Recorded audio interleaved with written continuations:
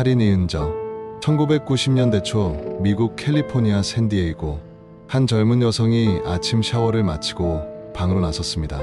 따뜻한 증기가 아직도 몸에서 피어오르고 있었지만 그녀는 자신을 응시하는 악마 같은 시선을 전혀 느끼지 못했습니다.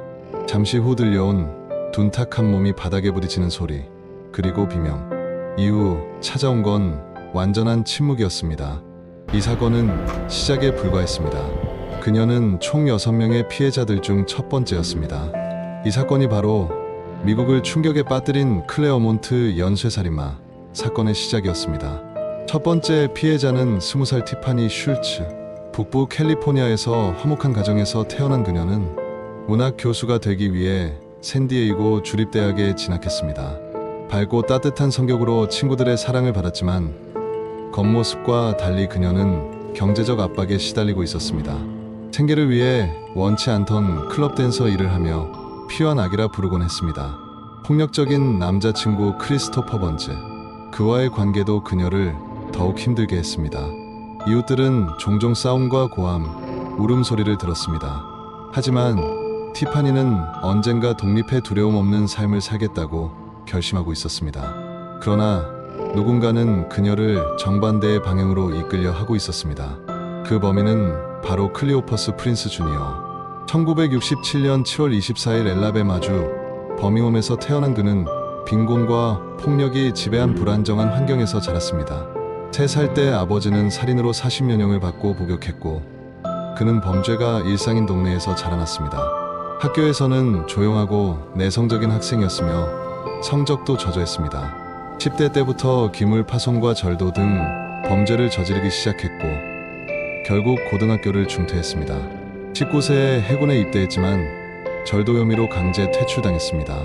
이후 1989년 말 여자친구 샤를라 루이스와 함께 샌디에이고 클레어몬트 지역으로 이주했습니다. 겉으로는 조용하고 공손하며 몸이 좋은 청년으로 알려졌지만 내면에서는 끔찍한 충동이 점점 자라나고 있었습니다. 1990년 1월 12일 오전 10시경 티파니는 2층 아파트에서 혼자 있었습니다.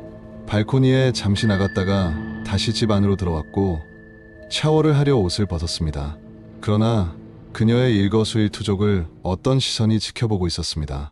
그 남성은 부엌에서 큰 칼을 꺼내들고 욕실로 향했습니다. 티파니가 샤워를 마치고 나오자마자 공격이 시작됐습니다. 총 47차례의 흉기 공격, 특히 심장을 집중적으로 찌르는 치밀한 공격이었습니다. 피는 벽과 바닥, 카펫을 붉게 물들였습니다. 이웃이 비명을 들었지만 또 한 번의 연인 간 다툼이라 생각하고 신고하지 않았습니다. 몇 시간 뒤 집에 돌아온 남자친구 크리스토퍼가 시신을 발견했고 곧바로 용의자로 체포됐지만 증거가 없어 3일 만에 풀려났습니다. 경찰은 살인범이 아직 자유롭게 돌아다니고 있다는 사실을 깨닫게 됩니다. 살인자는 곧 다시 나타났습니다. 1990년 2월 16일 21세 법대생 자닌 와이놀드가 자택에서 30회 이상 심장을 찔려 살해되고 성폭행까지 당했습니다. 1990년 4월 3일 미시간에서 휴가를 온 18세 홀리타는 단 한 번의 정확한 심장 찌르기에 즉사했습니다. 범인은 도망치며 칼을 남겼습니다. 1990년 5월 38세 싱글맘 엘리사 켈러가 참혹하게 살해됐고 눈까지 훼손된 채 장신구가 도난당했습니다. 1990년 9월 13일 42세 파멜라와 18세 딸 엠버가 각각 11번 심장을 찔려 살해됐고 시신은 성적으로 모욕적인 자세로 배치되었습니다. 모든 사건은 피해자 자택 안에서 발생했고 피해자는 젊은 여성, 흉기는 부엌칼, 심장 부위 집중 공격이라는 공통점이 있었습니다. 9개월 동안 6명이 같은 방식으로 살해당했습니다. 공포에 휩싸인 주민들은 문을 잠그고 밤에 외출거렸으며 지역 경찰은 매일 경고 방송을 내보냈습니다. 그러나 범인은 점점 더 대담해졌고 경찰은 수천 명을 조사하고 수백 시간의 CCTV를 분석했지만 성과가 없었습니다. 도시는 사실상 공포에 포위된 상태였습니다. 1991년 2월 3일 한 주민이 수상한 파란 닛산 차량과 그 운전자를 목격해 번호판을 신고했습니다. 차량의 주인은 바로 클리오퍼스 프린스였습니다. 경찰은 즉시 감시망을 설치했고 다음날 체포했지만 증거 부족으로 석방했습니다. 그러나 그는 불안을 느끼고 엘라베마로 도주했고, 경찰은 차량과 목격자 그리고 발자국 증거를 조합해 사건과 연결했습니다. 1991년 3월 초 엘라베마에서 절도 혐의로 체포된 프린스는 DNA 검사 결과 지난 살인사건 현장의 증거들과 완벽히 일치했습니다. 또한 피해자들의 장신구가 그의 여자친구 집에서 발견되었고, 신발 자국도 완벽히 일치했습니다. 이로써 경찰은 연쇄살인마를 확실히 특정했습니다. 체포된 프린스는 끝까지 혐의를 부인했습니다. 냉담하고 무표정한 태도로 일관하며 나는 무죄다라고 주장했습니다.